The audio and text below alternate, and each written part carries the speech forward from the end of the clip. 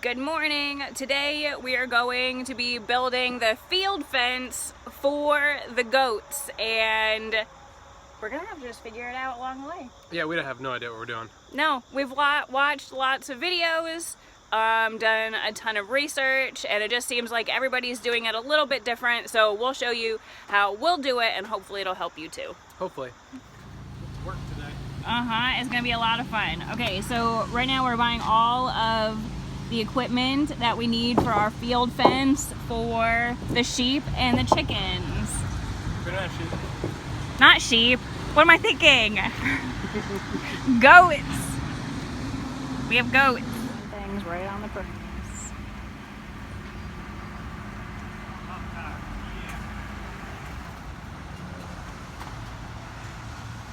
Let's see what.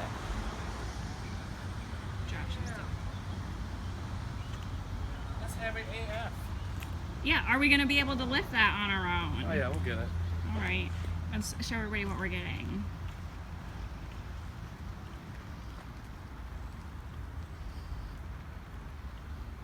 All right, so it's this one here that's on the ground, but the sign is covered up. So I'll show you this one. It's sheep and goat fence.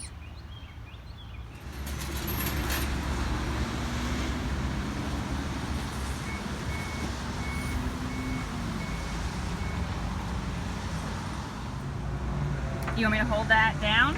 Yeah, obviously. Just hold on. Hold it nice and taut. Guten Tag. Just strapping everything down and heading home. I'm building us a fence. Thank you. You are welcome. All right, so we got the 330 foot, what do you call it? It's galvanized, woven. Yeah, woven sheet and goat fence. Woven sheep and goat fence. Okay, so that's what we got there, and a gate. All these wooden posts and a bunch of T-posts, and then a couple other like staples, and just like some other tools to build it with. And we're gonna make this into a square, so it's going to be, do you say it's 82 feet square? Yeah, each side will be 82 feet. Yeah, and that means that this goat pen is going to be bigger. It's gonna be pretty huge. It's gonna be super huge. Pretty big, yeah. Pretty big. Pretty excited about it.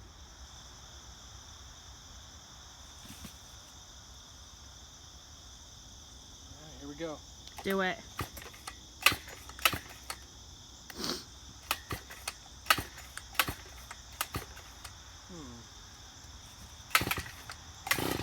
There. You hear it now. Oh! Careful. Do you want me to hold it? No. I gotta figure this out.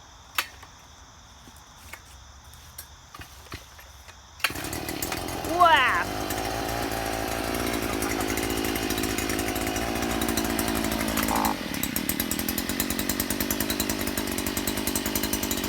Remember, I like your feet where they are. I'm so excited. Alright, here we go. There we go.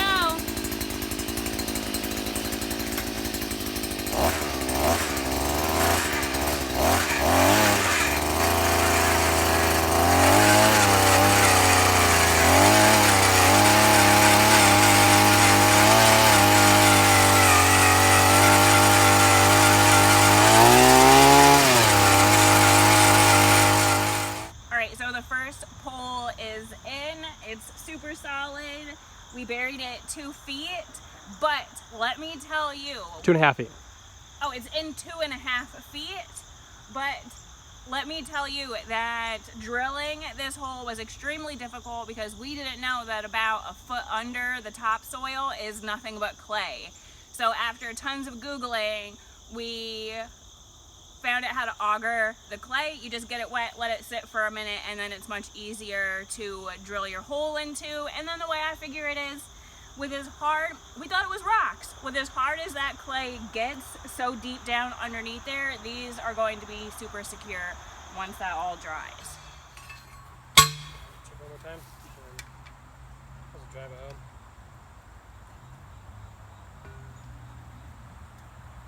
I need to go this way.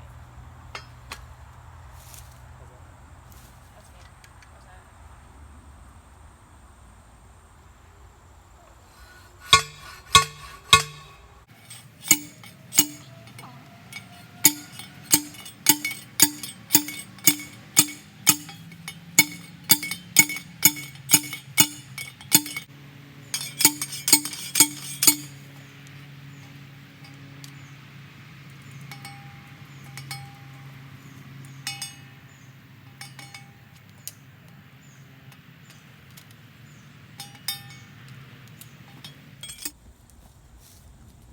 Right, Ethan. Take that down. Yep.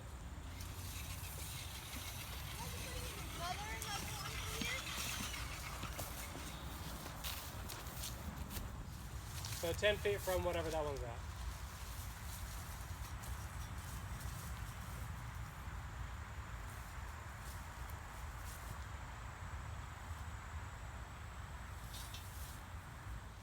Okay, today is like day 365 of building this fence, and thank goodness it's a lot cooler out today.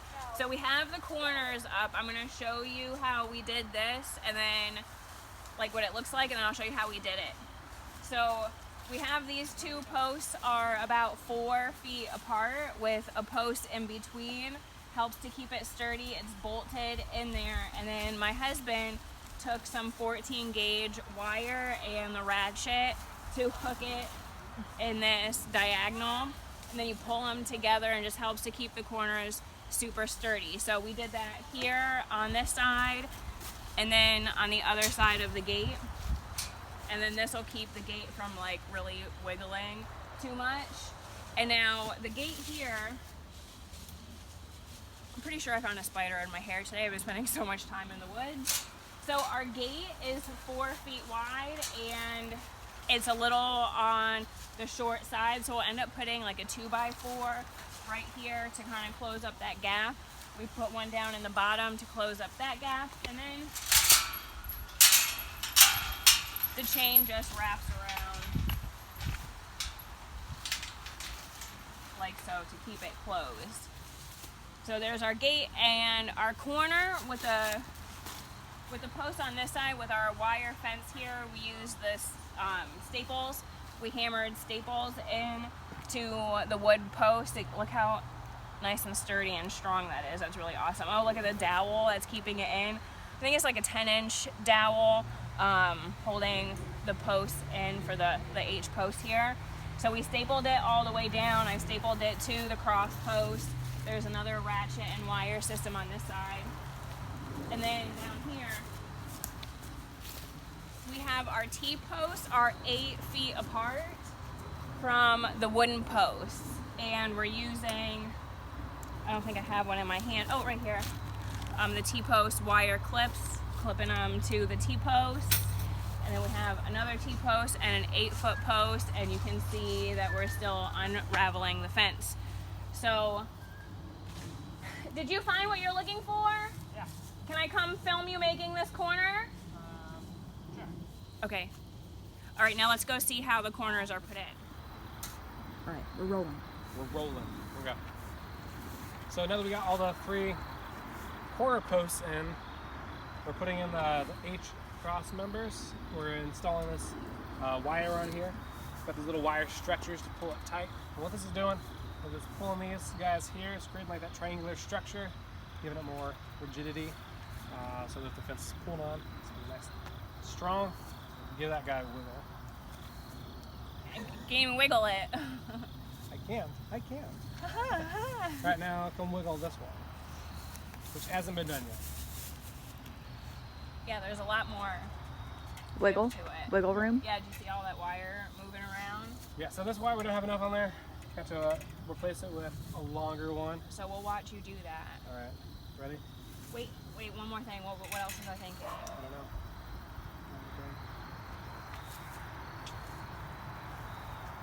Oh, yes. So we're running the fence on the inside of the T-post and the center wooden post, and then for structural purposes, we'll be taking the fence to the outside of the wooden post and then weaving it back to the inside for the T-post for the sides. But why did you decide to run it on the outside and the corners? I don't know. It just sounded good. Oh, so I did it for a reason. That's how we're doing it, and we'll let you know if if it works for us. I thought you had a, like, I don't know, science.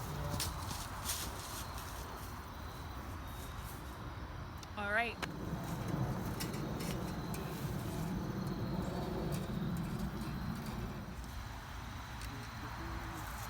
So I put a screw down at the bottom of that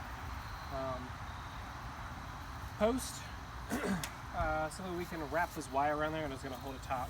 And this one, these H cross members, we drilled a 3/8 hole in there, and we have these 10-inch long 3/8 dowels that I beat down in there. So this guy's sticking out just a little bit, just enough for me to catch that wire on there.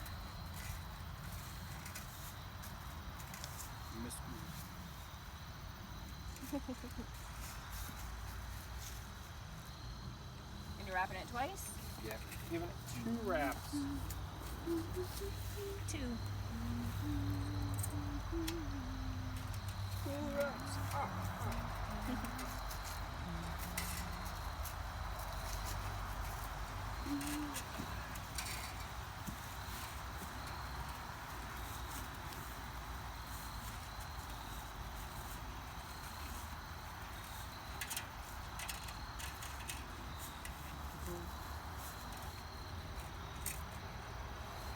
Alright, so we got 2 wraps on there.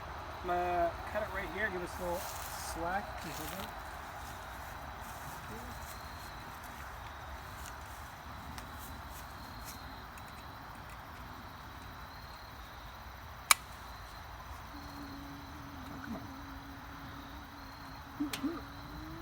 Let's try this again.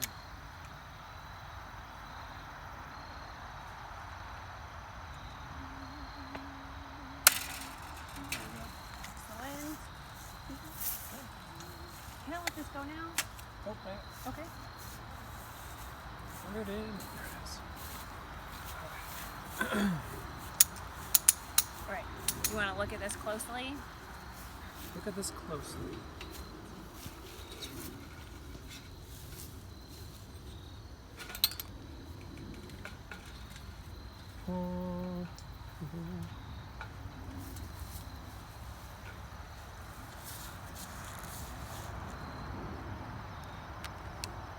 And again, this is my first time ever doing this, so I don't know if this is the right way to do it, but it seems to be working pretty good.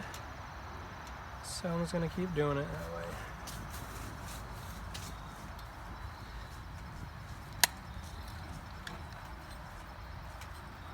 You hold this thing. Hold this. Yes, please.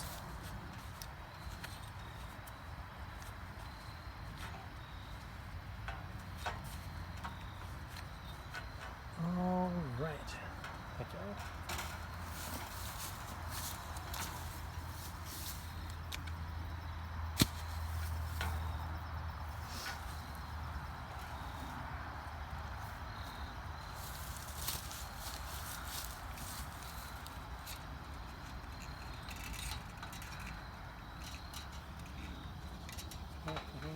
Alright, so once you got the got this side of the tensioner secured, you'll run it through. There's a little hole right in the center of this guy here.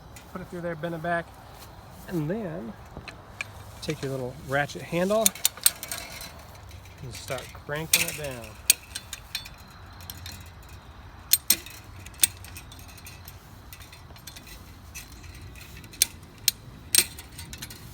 Almost like the car straps you would use, but without like the handle. Yeah.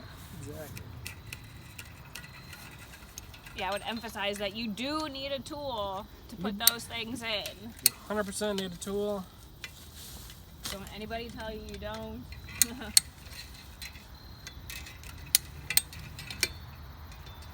so these guys definitely want to make sure you keep your fingers clear while ratcheting this guy. and keep your face and other things clear. These lines can snap.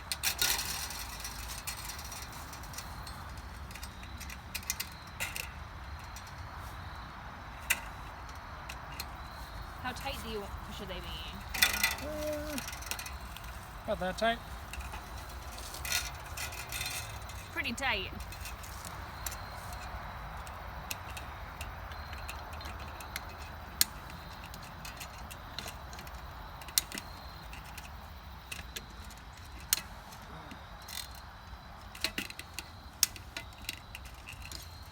But as you tighten it, you can see these start to get pulled together. This will get a lot more tension on it.